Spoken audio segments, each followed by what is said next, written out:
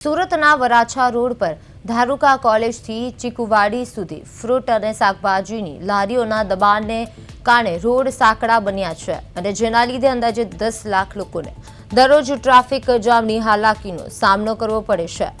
હવે આ સમસ્યાને લઈને કાવ્યા પટેલે પાલિકા કમિશનરને પત્ર લખીને અધિકારીઓની નિષ્ક્રિયતા પર સવાલો ઉઠાવ્યા છે। તેમણે જણાવ્યું છે કે સત્તા હોવા છતાં અધિકારીઓ દબાણ દૂર કરવામાં નિષ્ફળ રહ્યા છે અને જે ગંભીર બાબત છે, દબાણોને કારણે એમ્બ્યુલન્સ અને ફાયર બ્રિગેડ જેવા ઇમરજન્સી વાહનોની અવરજવરમાં પણ અડચણ ઊભી થાય છે।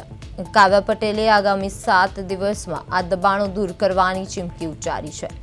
જો કામગીરી નહીં થાય તો સ્થાનિક પ્રજા સાથે મળીને સ્વયંભૂ કામગીરી કરવાની પણ ચેતવણી આપી છે।